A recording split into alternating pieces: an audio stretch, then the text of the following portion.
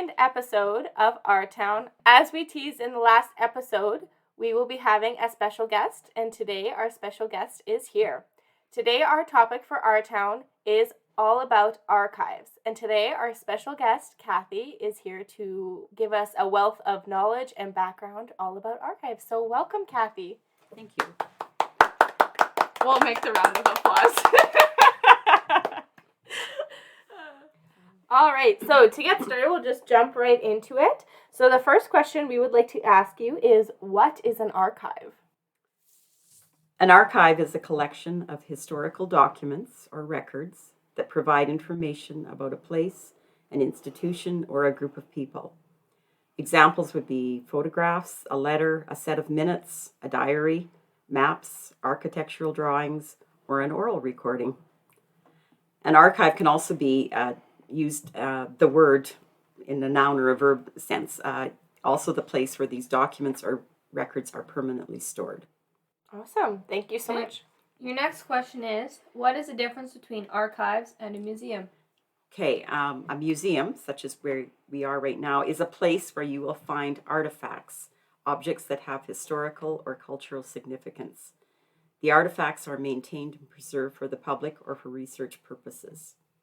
An archive or archival institution is where you will find archives, records that have historical or cultural significance. The responsibility is to preserve and manage those records. Awesome. So how do you keep those archives safe? Regarding the storage room, we'll look at that first. There are several considerations: the lighting, the humidity, the temperature of the area, how well your pest control is managed, an area that is not subject to flooding or water seepage, and making sure that you keep food and beverages from those areas.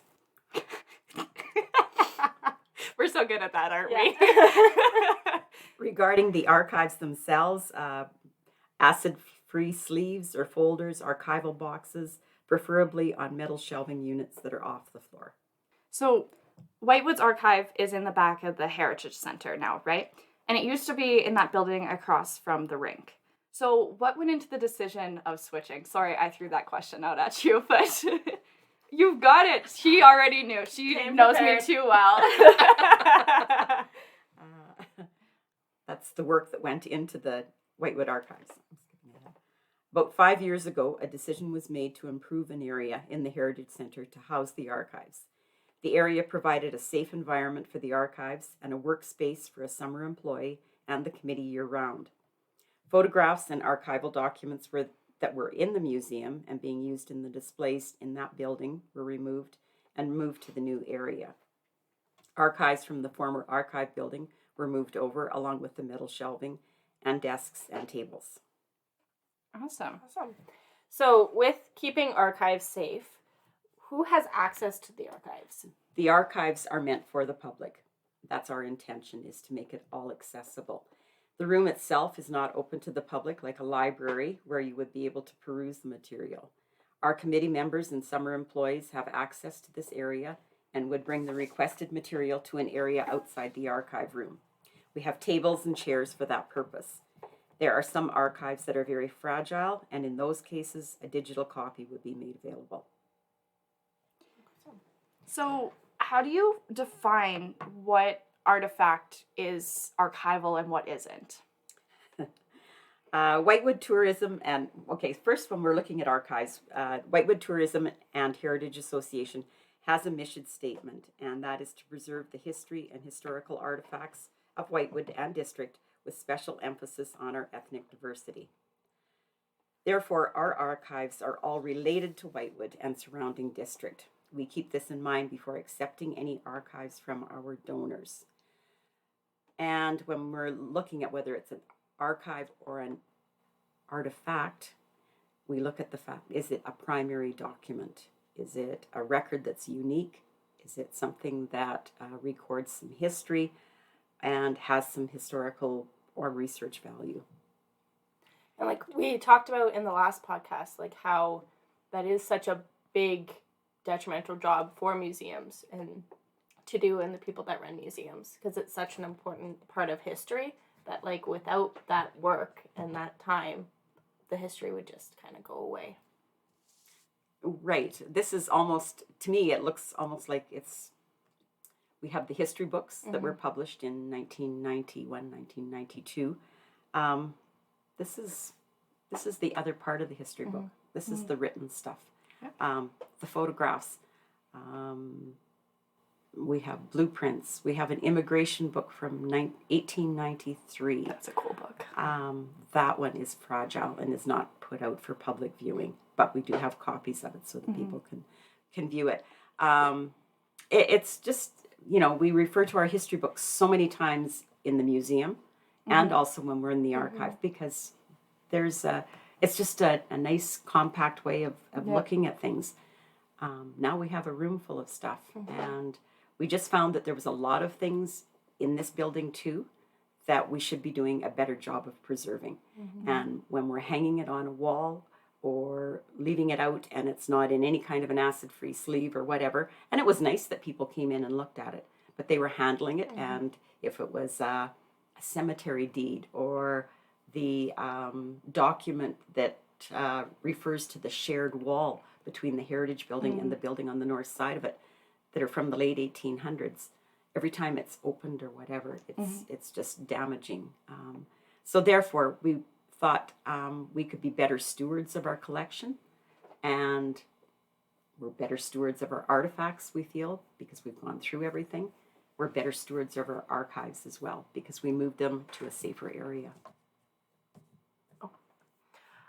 What is the process at the archives? So, the first thing, of course, it's our archives are the result of donations. We don't purchase anything. A lot of our archives were here in the museum to start with, or in the archive building, so that was moved over. What comes in that's new is the result of donations from individuals or their families and different organizations in our community. When a donation is made, a gift agreement is completed. The gift agreement indicates that the material will be the property of Whitewood Tourism and Heritage Association. And then there's several steps that are involved in the processing of archives, and each one of these kind of explains what you would have to. They don't happen separately; they can happen simultaneously. But there's the appraisal of the material, arrangement and description, the conservation, and the physical processing of it. And you guys have like a website or online program that you guys input your archival stuff into, right? Right. So we're members of the Saskatchewan Council for Archives and Archivists, and they are the administrators, I will say that loosely, because I'm not sure if that's the word that they would like me to use, of Memory Sask, which is the database that we will input the contents of the archive building into that database. And it makes it accessible for those people that aren't in Whitewood or aren't in the building. It's a big job. We like to think that we're building the pyramid. If we can get the base built, there's years of work to get it done. Yeah. So, what made you get into archives? In 2015, Boyd Metzler convinced me to travel with him to Esterhazy. There was an introductory workshop offered by the SCAA. And after that first one, I thought that it was something that I could help to achieve. Boyd collected archives. He did an excellent job of organizing them. He knew the contents, but he was not comfortable with the database, and at that time the database was a little bit different than what it is now, but it was something that I thought that it's something that I enjoy working with, and that was how it started. Since then, I've taken some other workshops that are offered by the SCAA, and the part that I enjoy the most is the research. Finding a photo and then finding another one and trying to determine a date, trying to figure out where in our community that happened. just putting the pieces together. Tell us about the work that has been done in the Whitewood Archives, as in projects or research. We have a number of inquiries each year from families looking for information about their ancestors that maybe lived in Whitewood at one time, or they're buried in our cemetery, things like that. So that is a lot of our work as far as the research there. It's for other people. Sometimes we're not able to help them, but we do keep all of their information because we do come across things. We don't know everything that's there. We're working on it. And as a group of volunteers, lots of times we'll be there for an afternoon and just sit and just read through material. And as long as one person knows what's in that archival box, it's more than what we knew before. So is there anything else about archives that you just want to briefly let the public know about? Or I think that I would like to acknowledge that the institutional grant program has been vitally important in assisting us to hire summer employees. In purchasing a desktop computer, we have an archival quality scanner. We have archival boxes of all sizes and all of the other items that are needed to preserve the documents and photographs because of their assistance. We're starting to add our content to the MemorySAST database, and like I said before, we have lots of work ahead of us, but we feel that we have the groundwork set. Awesome. Well, we're going to finish this podcast off with some fun. Not that you're totally aware about it. We kind of informed you. Because you kind of just started, there was no interview process. So we're going to interview you to ensure. Surprise! So, okay, I didn't know about All that. right. Are you ready? Are you That's why you prepared? had that folded. All right. So, first question. Tell us about your interest in the job.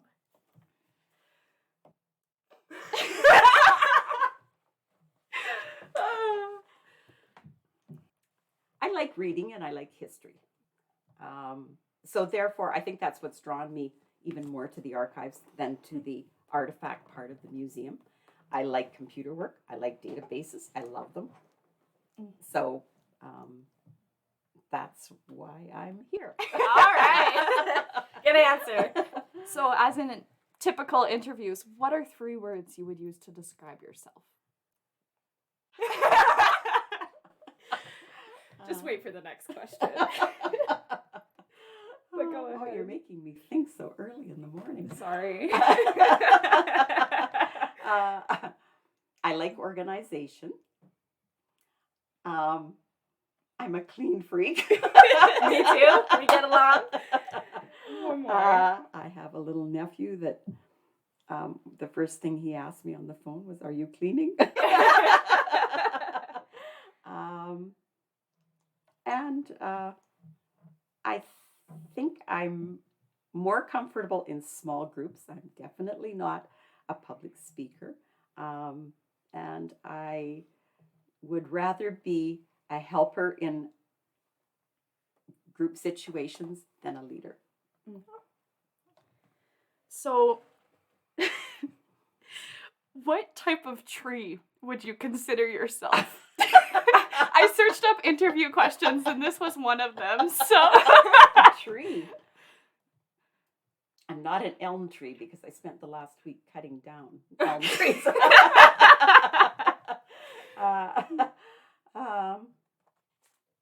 I don't know. A Caragana, I'm kind of all over the place. I don't think so. I think you keep the committee pretty organized. Okay, what motivated you to pursue a career as an archivist? What motivated me? Yeah. Liz.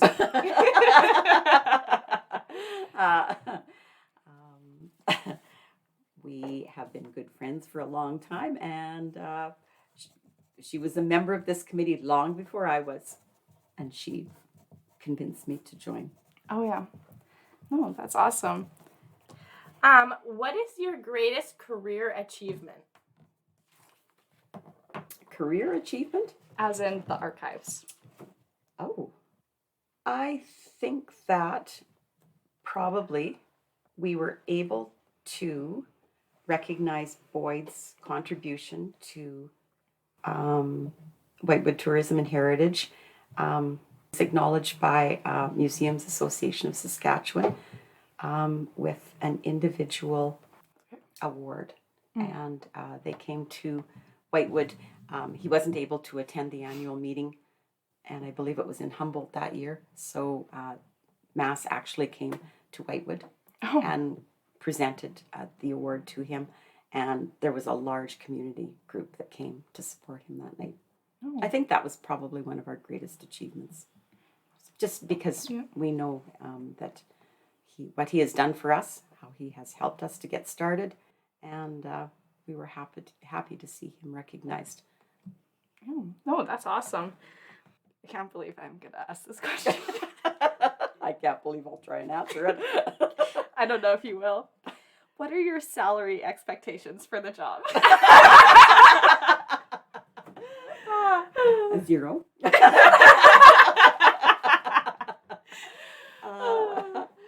So for those of you who don't know, all of the committee and all of Kathy's work at the archives is all volunteer work. So yeah. Okay. What can the public do to help? We always need more volunteers on our committee. If anybody's interested in history, in the museum, in the archives, we would love to have more help on our committee. We also have people that just volunteer just to help the committee, and we're very appreciative of those people. And that's another way that people can assist. We like to have them attend our functions. We try to do a little bit each through the winter, and we do more through the summer as far as programming. And without the community's support, those functions won't be available. And just to have their support that way would be most important to us. I have one final question for you. This one's a hard hitter. So, with all of three of us being summer students, we're going to share our answer. What do you think your best piece of advice that you've given us is? When people come through, step out of the office. That's what we were going to say. We were just going to see if you would say it. I think she saw, I think in your head, you were like, serious answer, and then you saw me trying not to laugh, and I think you were like, I know what they're trying to get at. Safety first. We'll leave it at that for now. If you know, you know. Well, thank you so much for joining us today on talking a little bit about the archives, which is such an essential part to our museum. Often, that's a side that people don't see or get to see behind the scenes. So it's awesome to just kind of talk about it, raise awareness that we have one even. So thank you so much for joining us. Well, thank you very much.